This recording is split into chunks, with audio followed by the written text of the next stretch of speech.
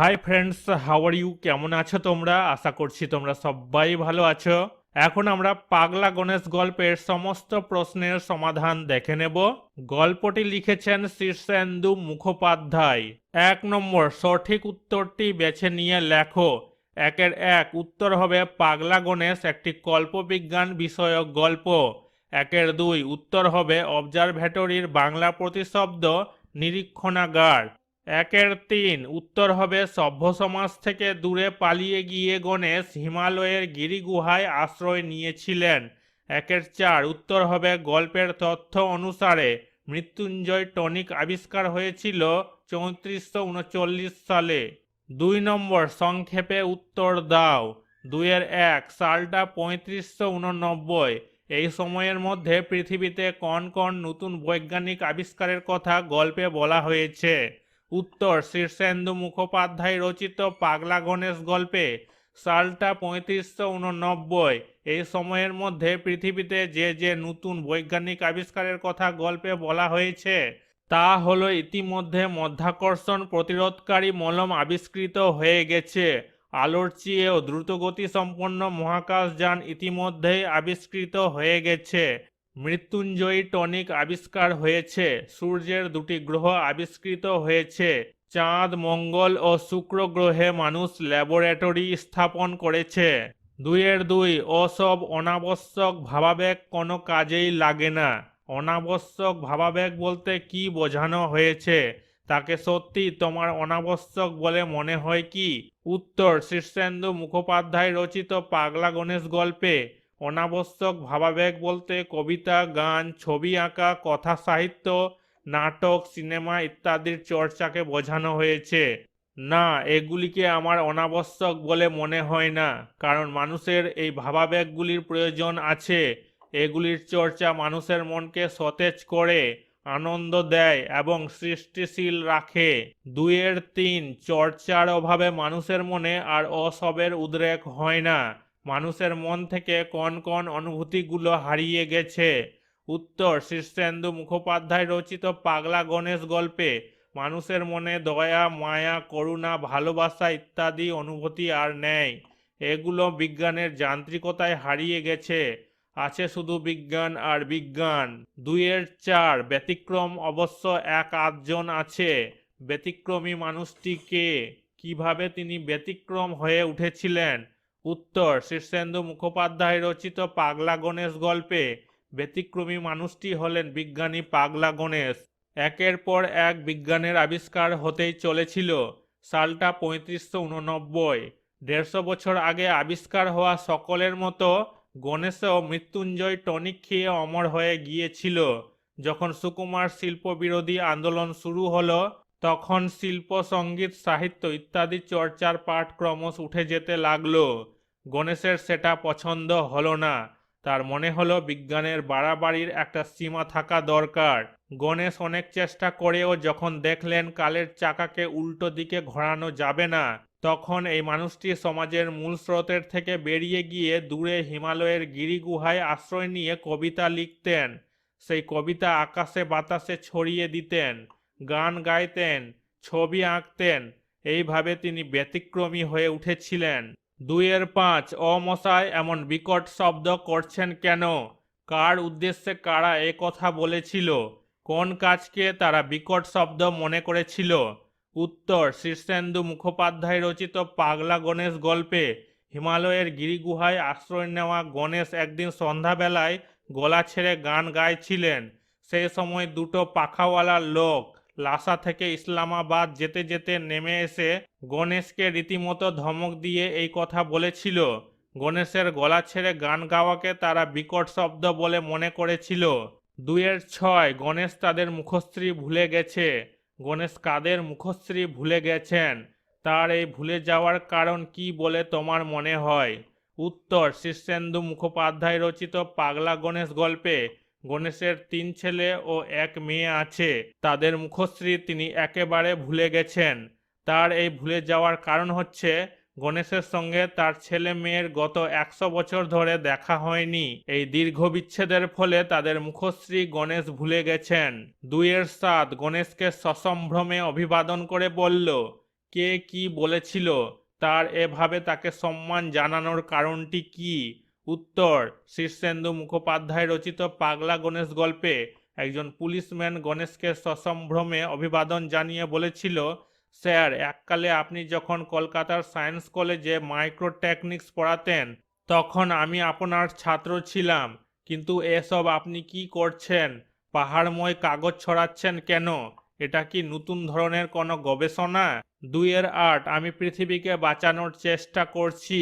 বক্তা কিভাবে পৃথিবীকে বাঁচানোর চেষ্টা করছিল, তার প্রয়াস শেষ পর্যন্ত সফল হয়েছিল কি? উত্তর, শীর্ষেন্দু মুখোপাধ্যায় রচিত পাগলা গণেশ গল্পে গণেশ কবিতা লিখে সেই কবিতার কাগজগুলো বাতাসে ভাসিয়ে দিত। যদি কেউ সেগুলো পড়ে অন্তত তার মানবিক অনুভূতিগুলি যদি কবিতা পড়ে জেগে ওঠে, কখনো গান গেয়ে ছবি এঁকে পৃথিবীকে বাঁচানোর চেষ্টা করেছিল। হ্যাঁ, তার এই প্রয়াস শেষ পর্যন্ত সফল হতে চলেছিল, কারণ রাষ্ট্রপুঞ্জের মহাসচিবের কাছ থেকে গণেশ জানতে পেরেছিলেন যে বর্তমানে লোক গান গাইতে লেগেছে, কবিতা অভ্যাস করছে, হিজিবিজি ছবি আঁকছে। সে কথা শুনে গণেশ বুঝেছিলেন যে দুনিয়াকে বাঁচানোর জন্য তার চেষ্টা সফল হতে চলেছে। 2-9 লোকটা অসহায়ভাবে মাথা নেড়ে বলল, এখানে কার কথা বলা হয়েছে? সে কি বলল? তার অসহায়ভাবে মাথা নাড়ার কারণ কি?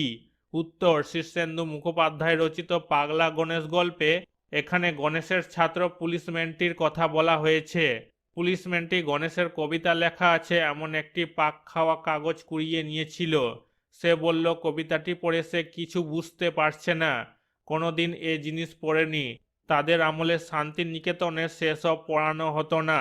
গণেশ বাবুর হুকুমের সুরে পুলিশম্যানটি থেমে থেমে কবিতা পড়তে লাগলো। গণেশের কবিতা পড়ে পুলিশম্যানটি কিছুই বুঝতে পারল না। গণেশের কবিতার ভাব বা আবেদন তার মাথাতে ঢোকেনি, তাই সে অসহায়ভাবে মাথা নেড়েছিল। 2-10 তিনজন মন্ত্রমুগ্ধ হয়ে বসে রইল। এই তিনজন কারা? তাদের মুগ্ধতার কারণ কি? উত্তর, শীর্ষেন্দু মুখোপাধ্যায় রচিত পাগলা গণেশ গল্পে এখানে মন্ত্রমুগ্ধ তিনজন হলো গণেশের প্রাক্তন ছাত্র, এক পুলিশম্যান, তার স্ত্রী আর তার মা।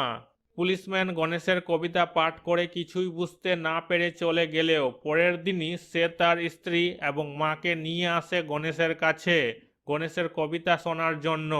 গণেশ তাদের দেখে খুশি হয় এবং তাদের কবিতা শোনায়। তবে শুধু তাই নয়, গণেশ তাদের গান শোনায় এবং ছবিও দেখায়। গণেশের এই শিল্পকর্মে পুলিশম্যান, তার মা ও স্ত্রী মন্ত্রমুগ্ধ হয়ে পড়ে। 3 পাগলা গণেশ গল্পের মুখ্য চরিত্র গণেশকে তোমার কেমন লাগলো? উত্তর, শীর্ষেন্দু মুখোপাধ্যায় রচিত পাগলা গণেশ গল্পের মুখ্য চরিত্র হলো গণেশ। একের পর এক বিজ্ঞানের যান্ত্রিকতার আবিষ্কার হতেই চলেছিল।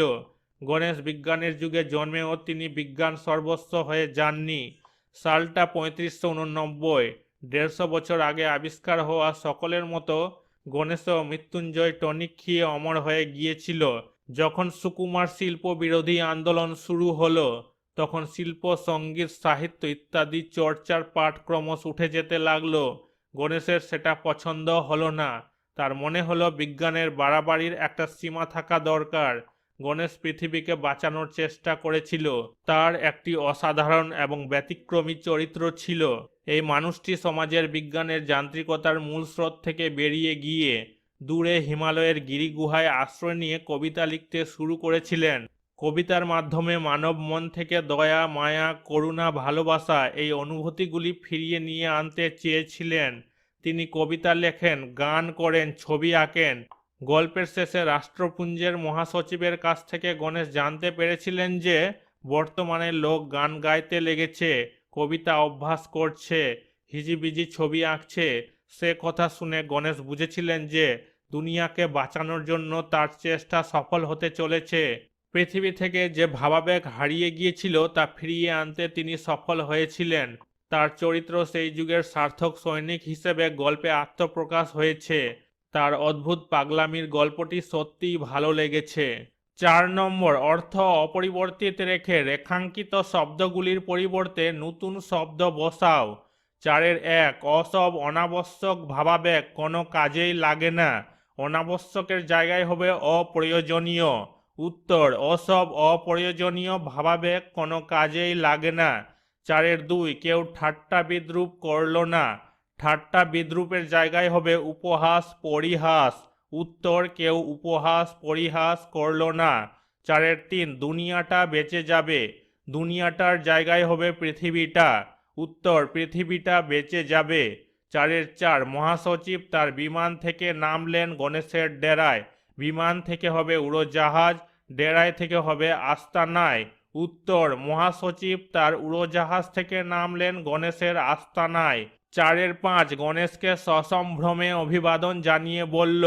সসম্ভ্রমের জায়গায় হবে সসম্মানে। উত্তর গণেশকে সসম্মানে অভিবাদন জানিয়ে বলল। 4-6 লোকে গান গাইতে লেগেছে, কবিতা মক্স করছে। মক্সর জায়গায় হবে অভ্যাস। উত্তর লোকে গান গাইতে লেগেছে, কবিতা অভ্যাস করছে। 4-7 হিমালয় যে খুব নির্জন জায়গা তা নয়। নির্জনের জায়গায় হবে জনহীন। উত্তর হিমালয় যে খুব জনহীন জায়গা তা নয়। 4-8 ধুর মশাই এ যে বিটকেল শব্দ। বিটকেলের জায়গায় হবে বিকট বা বিশ্রী। উত্তর ধুর মশাই এ যে বিকট বা বিশ্রী শব্দ।